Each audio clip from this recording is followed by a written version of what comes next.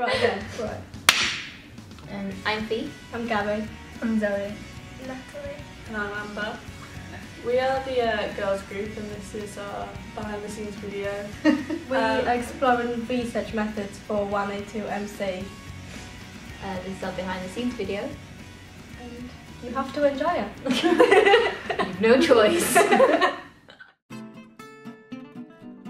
This week's task was about researching people through the use of interviews and focus groups. We had to research how people make sense of friendships in the age of social media. We had to choose one of these methods to address the role of social media within friendship groups. We chose to do an interview because we wanted more detailed information rather than focus group, which would provide too much data in less detail. We predict that social media has more of an influence in friendship groups now than previously. We think this because of our own personal experiences from friends and seeing other students around the university. Our participant is an 18-year-old female geography student called Gabriella. We chose her because she isn't a media student avoiding any bias. Okay, interviews are like more detailed, like it's more intimate because it's more easier to speak to one person than it is like a group of people because you can get. Does that make sense? Yeah, more detailed answers out of someone. But if you do that, it could be an invasion of privacy, and you might feel a bit intimidated if it's just one person. Whereas if there's a group, you're more likely to speak, I guess, but or agree with someone. If you decide to take part in an interview, then you basically agree on talking to this person. So basically, there's a consent. Like, okay. Yeah, but sometimes it could get a bit too much, and you're a bit like. No. Someone can ask, I don't want to answer these questions, but they might do. But then you'd lose the detail and the answer from that question, and it could have been a really important question. But and now we're going with an interview, you've got control over the interview, so you can get back on the track, and with the focus group, you could go around. Like, but those tangents might help make it more comfortable for everybody else. Well, it goes off topic, and you've got limited time. But an interview is more formal. Like, you'd rather sit down and have a chat with a group of friends or a group of people than one single person who you've probably never met in your life. The lack of formality helps somebody get more comfortable and maybe reveal more and eventually come into a focus group. But then, if it's less formal and there's more people, it's going to be less detailed, so might not get all the information you want to get out of the person. But you get more information in an interview that's a lot more to analyse, a lot more detail to analyse. No, because you've got a lot of information from one person, and focus we've got a lot of information from 6 other people. But then you've got to get time all... Interviews are better. Yay!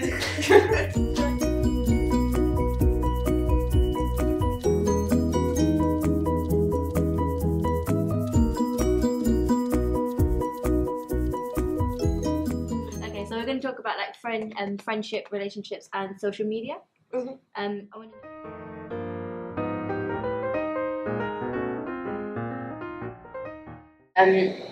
Why did we choose to do an interview?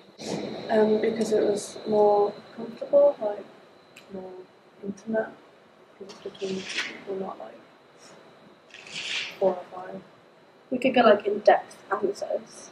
If you do a focus group, you're always going to get like someone who's going to be really loud and positive, and then a few that are going to like fall back and not.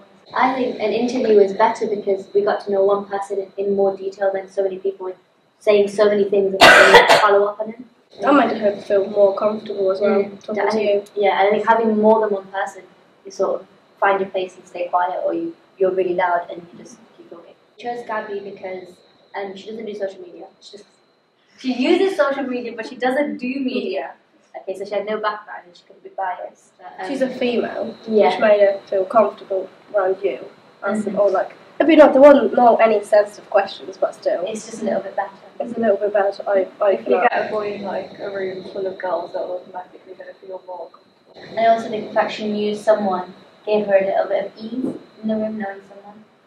At the beginning, she was like having a little bit of a banter with you with the whole, you have to answer every question, no you don't, not really kind of thing. I think that made it a little more trustful and reliable. Okay, what did we find? We found that social media has a massive impact on people's lives. Well, some people's lives. And like people talk to people speak to their friends more on social media than they do in person. Yeah. No, I know Gabby in person, and I know she's got a lot of friends in real life, but on the other hand, she's always on her phone, she's always talking to people, she's always on Tumblr, Facebook, Twitter, Snapchat, even though she's got a lot of friends in real life. Wherever we go, she knows everyone. But no, she's always on the phone, so I haven't learned anything because I know her in person. But it just shows that she can have two at the same time. You can have friendships in real life and then So you think you can social balance media. it? Yeah, I think you can balance it, yeah. I feel like following the one night stand theory would be a bit awkward, like trying to fake a friendship or make someone as comfortable as possible. But like straight away it just sort of happened. Yeah. It like we started with a conversation first. But then It started like a bond. Yeah. So it's You have to automatically build that. banter. Do you have any reason for doing geography still? Why I want to do it? Yeah. Oh, because I think you get to travel around the world. It'd be pretty cool to see all the places. Fair enough. That's kind of cool. Do you ever know you Constant really on- want to go? Mainly Asia, I think. Nice. It'd be pretty cool to go. Yeah. I think we did pretty well. She was quite comfortable. We made her have this conversation at the beginning. There was a table she could like lean on. Of course, it wasn't quite, like sit straight and stuff. Yeah, it was it like wasn't feel comfortable, just answer a few questions. Yeah. And we got what we wanted to get out of Yeah. it, like good answers to the question. Do you think all our questions were good?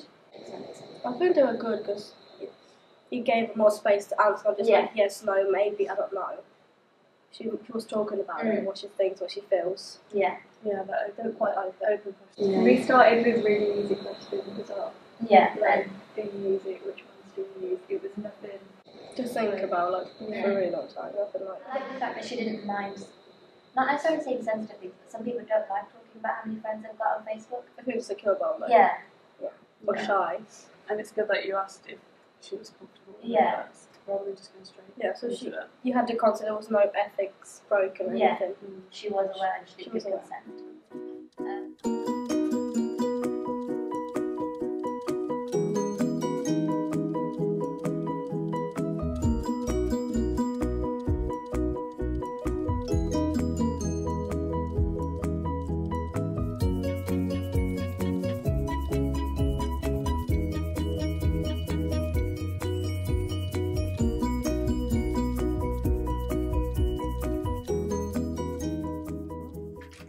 In conclusion to our interview, we found that there are pros and cons to having done an interview. The pros include with one participant, we were allowed to get more detailed answers, and we were able to make the participant as comfortable as possible by starting off with a random question and straying slowly into the actual questions. We avoided ethical issues because we asked the participant at the beginning if she didn't want to ask any questions asked. She didn't have to, and she just carry on as normal. All our questions were relevant to the subject of friendship and social media, and if the conversation did stray out, we managed to bring it back to the main topic by another question. However, there were cons, like the technical aspect, because the sound wasn't very good, so we decided that next time we could use a microphone. And if we had more time, we could interview more participants and have more questions.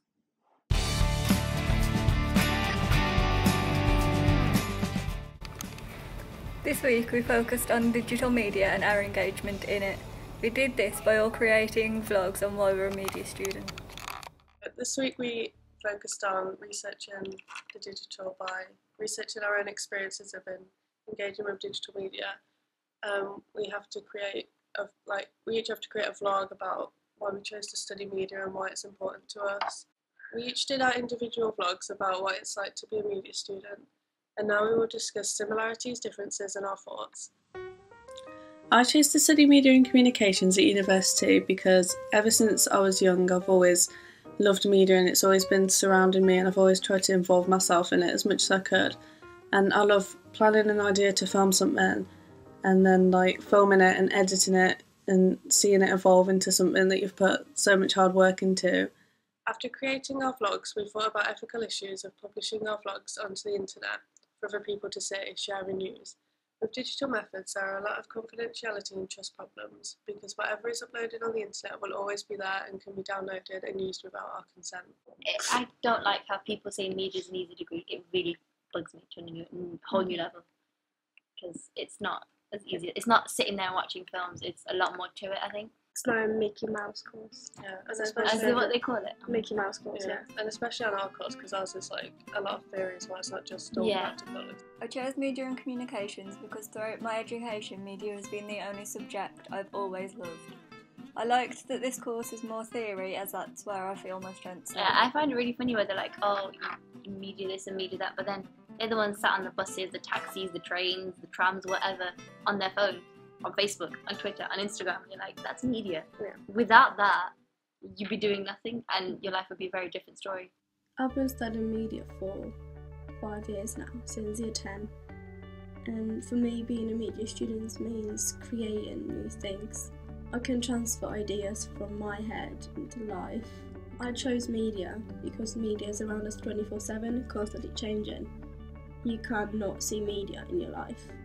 And I feel like I want to be a part of it. You can't escape it, you see it every day, it's everywhere. And people don't appreciate the fact that some people that did media degree actually do it.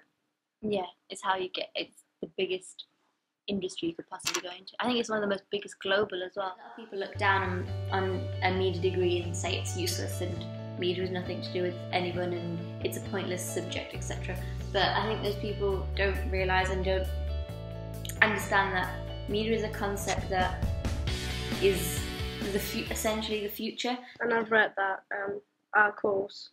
but media and communications got the higher employability, Yeah. say it right, than let's say other media courses. Yeah.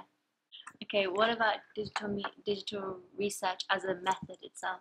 I think it's good in the Western society because everyone has it. Because everyone, we can, everyone got access to the internet. Everyone can see it on the phones, iPads, laptops, TV, radio, whatever.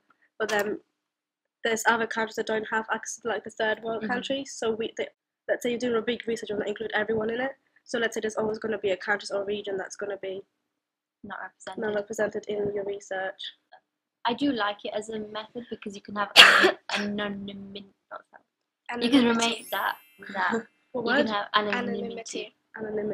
Because like on an online survey, you don't need to give your name. They just take your information that you give them.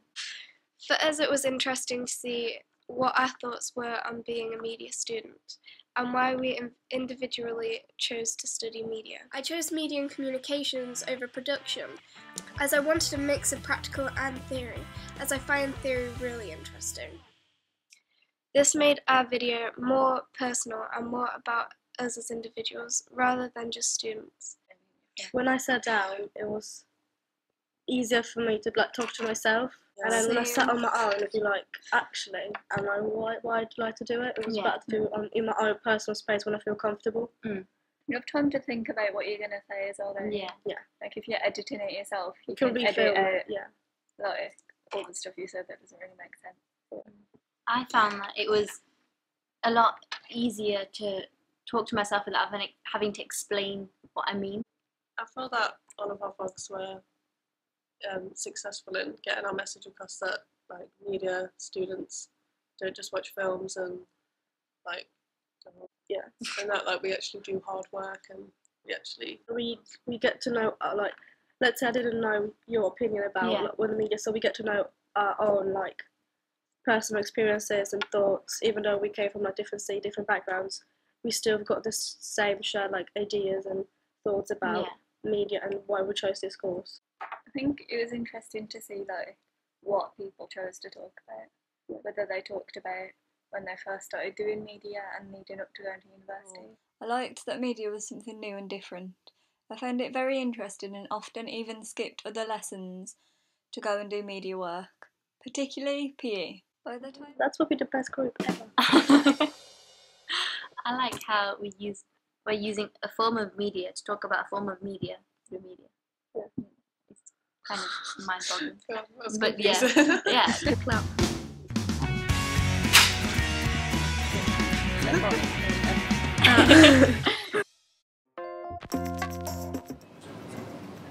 This week we used I don't know what to do. Wait, what was the test for this week? This week focused on visual research. We had to choose between photo documentation, elicitation, or doing a photo essay.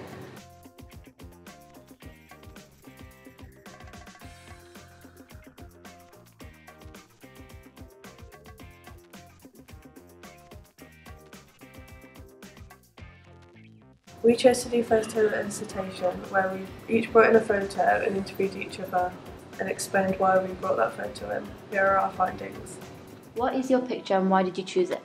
I chose a picture of me at the Harry Potter Studios because I've always loved Harry Potter. Like, I've got all the books and the films. I had like all the merch growing up, and I went to Warner Brothers Studios in London. And like when we were talking about being an active audience member, it was the first thing that came to mind because I was actually in that setting. Did you take a picture or was it a pre-existing picture? It was a pre-existing photo of me at the studio, so my sister had took it. Okay. We took it with a digital camera because like everyone there had a camera because it was just that sort of place. Like, it was a really touristy place, so it was perfectly normal to have a good camera. What was the photo about? The photo is of women's basketball from varsity 2015. Why did you choose this photo? I'm a fan of basketball, and it's my first year at Coventry, so I wanted to support them and participate in varsity. Did you take a picture yourself or did you take it off somewhere? No, I took it off the Sport Coventry Facebook page, where they like upload all the photos from the events. What is your picture? Why have you chosen it? What is your picture and why have you chosen it? My picture is a picture of a lot of One Direction merch that I own, and I chose it because it's a fandom that I'm part of, and like someone already said, it's active participatory. I don't necessarily buy all the merch myself, people buy it for me, like my brother, but he's aware of me being a part of that fandom, so it makes me a participant, I guess. I chose this particular picture because it's not necessarily the people, it's not necessarily One Direction themselves, it's stuff which has come about from their fame. Like, I've got a book, 2 t-shirts, a mug, and many of the things that are not in the picture. I took the picture myself because it's on my own bed, which suggests it's like personal, I guess. And that's it. Okay, so what is your photo? My photos of my flatmates at an ice hockey game. Why did you choose your photo? I chose this photo because it's really special because it was the first ice hockey match of my flatmate JJ for varsity, and he was the mascot, so it was really important for him. I really enjoy ice hockey games, and I'm a fan of Coventry ice hockey team, and we go to see all the matches, especially if our flatmate is playing. So we went to Wembley and support him, so we want to capture the moment, and we just took a picture with him. Did you take the photo or was it taken by someone else? My flatmate Gabby, she took a selfie because his head was too big, so we had to do it far away. Photo elicitation was the best choice for us because it was open and relaxed, and like you could collect more because we were just splurging everything out. The questions, they were really open and broad questions as well, so it allowed more room for your own opinions to come in and sort of the emotion to come in as well. I think the photo essay was too structured. I think because it was just us asking each other the questions about the photos, it allowed us to talk more about the pictures themselves, and it wasn't too structured. I think the photo documentation was like everything had to be planned beforehand, so it sort of like takes the purpose of research if you're having to do so much research for the research. Yeah, like we didn't realise how, not difficult, but how much work there was to the elicitation though. We sort of put it off to, yeah, it's just 2 questions, but it was so much more because then you had to go through and find the answers you wanted, I guess, to the pictures. Yeah, I found this method really interesting because it was more interviewee led, so it was more ethical and they could choose what they wanted to say or not. I think like the only part of the ethics that we need to be careful with is that because it's got to be a photo that relates to them, it's going to stir up emotion, and you need to make sure that it's a positive emotion. I enjoyed this task more than I thought I would as well, because it was, again, it was just saying what you think. There was nothing to guide you besides what the picture is, and you were sort of caught up in that moment again, and it was relaxed, and it was something I enjoyed, I guess, so it does help, I think. I don't think it would like work for every topic. I think that because like unlike interviews or focus groups, which can be based on a number of things. It has to link to a photograph and a person's experience or view of it. There's different pictures have different meanings. Like for me, the stuff that had more meaning to me than it would to you guys, I guess. Yeah. And same with your pictures and yours. Kind of relate to yours a bit because Harry Potter's amazing, but that's about it. Yeah, I think it's easier if you ask like the interviewee to bring in a picture rather than you give them a picture one, yeah. and hope that they'll relate to it properly. Yeah, definitely.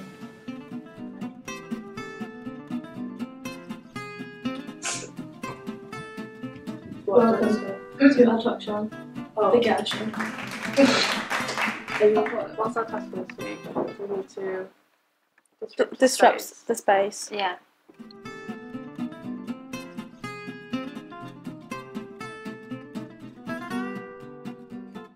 We could do it at the crossing. Yeah. We can literally be the Beatles. Oh my god. But that would really piss off some drivers. Yeah. This is blowing my mind. And we could try it like once Yeah. and then not do it again. I think the hub would be a good location. Because we won't get arrested. It's a modern social space which sits within Coventry's Cathedral precinct that was only completed in 2011 but has quickly become the centre of the student campus at Coventry University. There are a number of shops including cafes, coffee shops and even a hairdresser's, a cinema, events room, medical centre and prayer room. This is a relaxed but creative space as people can go there to eat, relax and work. However, there are often stalls around the hub engaging people in many different activities and events, such as charities and societies. We chose this space as we all use it regularly, as do a lot of other people in the university. Therefore, we knew a disruption would have a reaction. What if we're walking, like you stop walking up the stairs?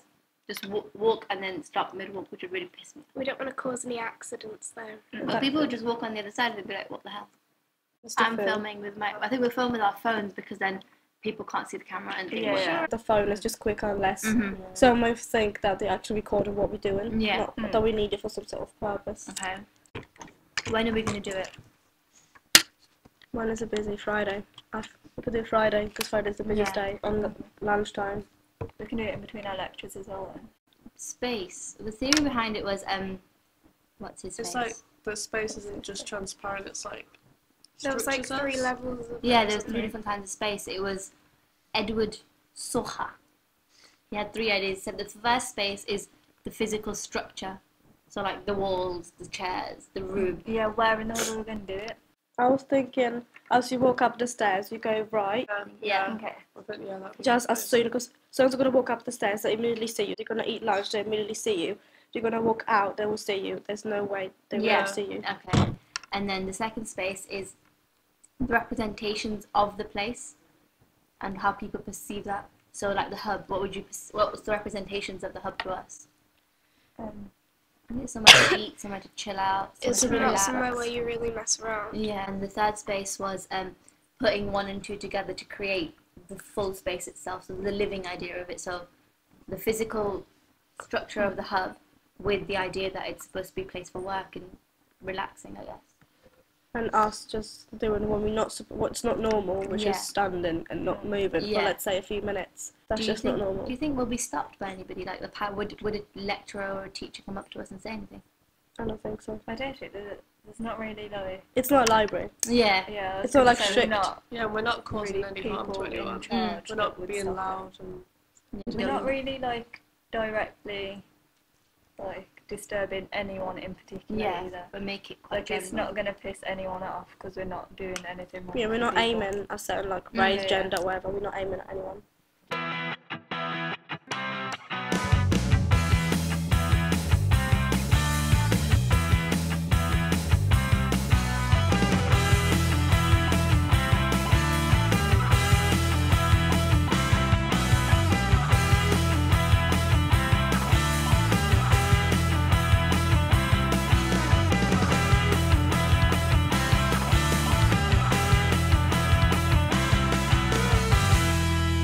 Okay. So what have we found from disruptive spaces or disrupting spaces? And from my perspective, it was like people kept looking at me like, what are you doing?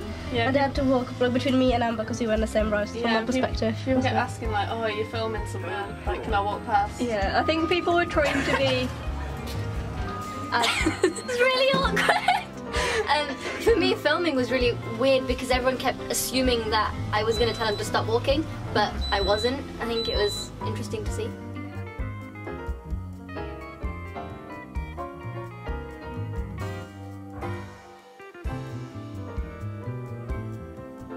It was something unusual, like you're not supposed to stand on the stairs and stay still, you're supposed to walk up or down. Like there's not the purpose for the stairs. Yeah, I think like the people who were walking up the stairs didn't realise. So like, everyone that was walking up would just walk up. Yeah. And they took a lift instead. That's what we did. So we decided to disrupt the lift as well, and we had about 4 people look at us like we're completely... You actually disrupted it right now. You actually are disrupted it right now. Yes. We've turned into such rebels now. Yeah. I know we've done a road.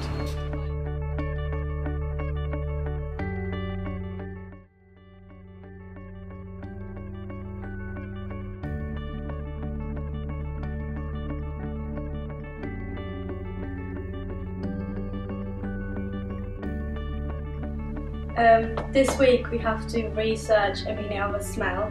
And that's to like relate to a memory, like a significant memory to like our group or like one of the people in our group. We need to identify how we communicate with this smell. How is it culturally and socially perceived? Perceived, that's the word. We chose to do Christmas scent candle. Because it's like a special memory to like all of us, and all of us like... I've got very special memories around Christmases that have gone past. Like majority of people know what Christmas smell like, even though Christmas doesn't really smell, but it's like associated within that culture, the Christmas. Yeah, not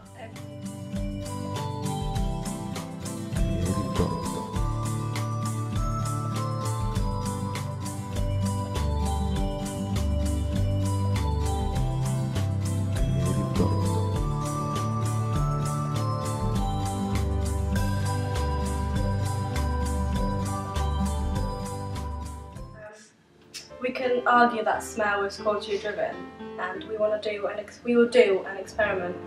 We're gonna have the candle that smells like Christmas trees. Like Christmas trees. We're gonna cover it up and let people smell it and see if it drives any memories or certain experiences that they had before. Because scientists argue that smell plays an important role in memory, mood and emotion, and that it drives imagination as well. So let's go. Can you smell the candle first? What does it remind you of? Air freshener. Does it bring back any memories? It's like cars, kind of smell. Air freshener, it's freshly clean. Okay, if I was to tell you that it's called a Christmas tree candle, what would that change it? It doesn't really smell Christmas tree. Okay. Well, we only have like little fake ones that flash up. So it doesn't really affect me either way. Okay. Does it bring back any memories, and what does it smell like? It smells like hotels. Okay. Bring back memories of holidays. Any specific time of the year? Summer. Summer? Okay.